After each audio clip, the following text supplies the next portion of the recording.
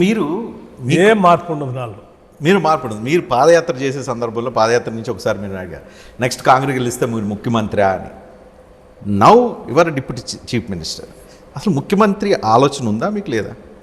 నేను పాదయాత్ర జరిపినప్పుడు మీరే అనుకుంటా నన్ను యాత్రలో భాగంగా ప్రయాణం చేసేటప్పుడు అడిగారు, మీరు ముఖ్యమంత్రిగా రేసులో ఉన్నారా అని.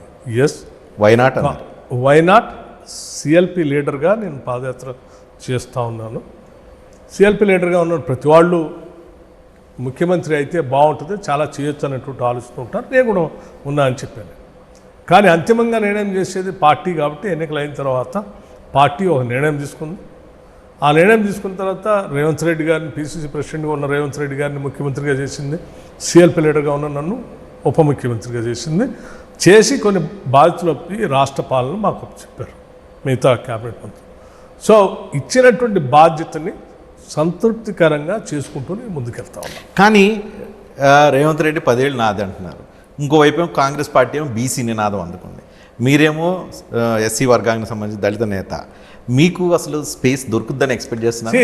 నాకుగా నేను ఇప్పుడే నేను ముందే చెప్పాను, నేను సంతృప్తికరంగా పనిచేసుకుంటూ పోతున్నాను. కానీ రాజకీయ కారణం ఏంటంటే లక్ష్యం కూడా అదే చెప్తున్నాను. కారణం ఏంటంటే నేను ముఖ్యమంత్రి కావాలనుకున్నది కూడా ఈ సమాజంలో ఉన్నటువంటి కొన్ని మార్పులు తీసుకొని రావడానికి, కొద్దిమందికి చేయాల్సిన పనుల గురించి, కొన్ని వర్గాలు బాగా వెనకబడిపోయి ఉన్నాయి వాటి అందరికీ చేయొచ్చని ఆ చైర్లో కూర్చుంటే చేయొచ్చు అనేటువంటి ఆలోచనతో నేను ఆశించాను. ఇప్పుడు కూడా నేను ఉప ముఖ్యమంత్రిగా ఆర్థిక శాఖను చూస్తూ మా ముఖ్యమంత్రి రేవంత్ రెడ్డి గారి నాయకత్వంలో కానీ మిగతా క్యాబినెట్ సహచరులు కానీ ఈ ఆలోచనలన్నింటినీ అమలు చేయడానికి సంతృప్తికరంగా సంపూర్ణంగా నాకు చేసే అవకాశం వచ్చింది. సో నా పని నేను అనుకున్న లక్ష్యం నెరవేరుతా ఉంది కాబట్టి I'm the happiest person. So you are happy. I'm happy. You are not targeting any big position.